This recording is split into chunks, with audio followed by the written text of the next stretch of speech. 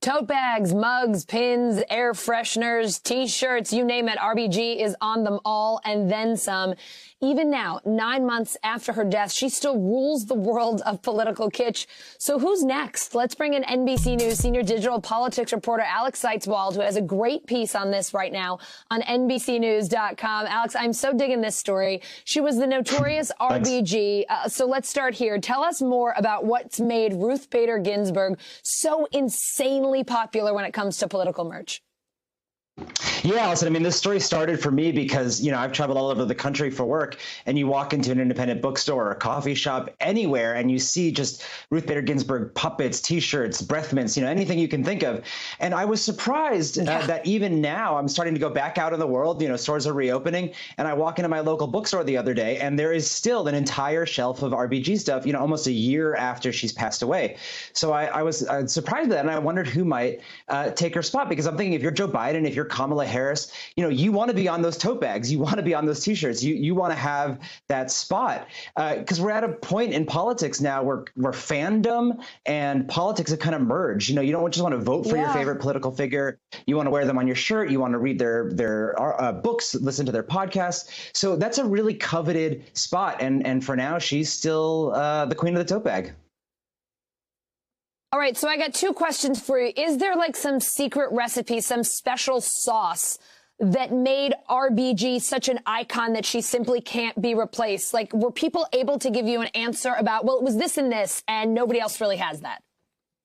Yeah, I mean, it's a great, she's been asked about it, or she was asked about this during her lifetime, and she thought it was a total mystery. But basically, as the guy who founded Ray Gun, which is this famous T-shirt company in Iowa that all the presidential candidates go to, the way he put it is she's like a merchandiser's dream. She's this little tiny figure with so much power. She has the jabbit, that's what the thing that you wear on her neck is called. So you can make merch just featuring that. And I think, for a lot of liberals during the Trump era, she was kind of the face of the resistance. The Supreme Court was kind of the last stop, especially when Republicans controlled both chambers of Congress early on. So it's both as he put it, she's campy yet serious. She's both her appearance and also, the more serious thing that she holds. But why that's difficult to replace is, she was a unique figure, and she was also a little bit removed from the daily grind of politics. She wasn't a partisan figure. But more generally, after those 4 years of Trump, after COVID, the people that I talked to said that there's just a declining interest in this stuff. People just don't want a Covfefe coffee mug, if you remember that meme from the Trump era, or, they just don't want to wear. Yeah. There was a moment where everybody was getting into that. You just could not escape that stuff, and it was fun and funny. And now people just want to take a break, and they want to put, like the cast of Schitt's Creek on their shirts instead. Yeah, let me tell you, I'm walking around with my, ew, COVID, Schitt's Creek little vaccine holder, because like we all just, I think it's summertime. You need a mental break from all that. I understand it. So let's talk more about, though, you're reporting that there is no RBG heir apparent. The owner of Austin, Texas-based Illumin Idol telling you, I don't think she's been decrowned at this point. I just don't know who's going to take up the torch as the icon of the sort of indie bookstore. So, like, why is that? What's wrong with everybody else? Are there any leading contenders to be the next political rock star, even if they might not quite be RBG?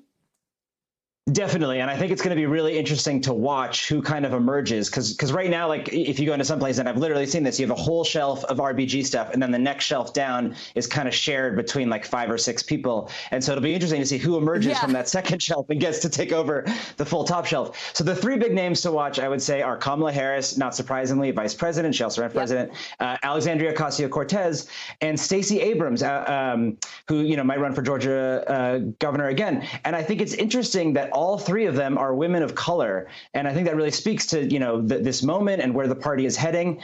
You have Joe Biden, you have Bernie Sanders, you have Elizabeth Warren, you have Nancy Pelosi. But those 3 names are really the ones that people say are selling. And Kamala in particular seems to be having an uptick now as we get into the Biden administration. All right. How How about on the right, though, Alex? Quick one for you, because I know we have to go. My producers are going to kill me. But Trump moves the most merch. There is no question about that, right? The National Republican Senatorial Committee selling T-shirts with photos of Trump, messages like "Miss me yet." Is that a trend that we think is going to last, or is that something that may fade out as some other contenders take his spot? Are there contenders to replace the Donald? Well, yeah, I mean, the question about the future of Republican T-shirts is the future of the Republican Party, right? Like if Trump continues to be the dominant force in it, then his shirts will continue to sell. And yeah, you see Trump everything. You see Trump 24. You see some more general stuff like gun stuff, or make the liberals cry, that kind of stuff. But in terms of political figures, it's like Trump number 1, 2, and 3, and then maybe like Ronald Reagan in a distant place there. So as long as Trump remains dominant, he's still going to be on those T-shirts.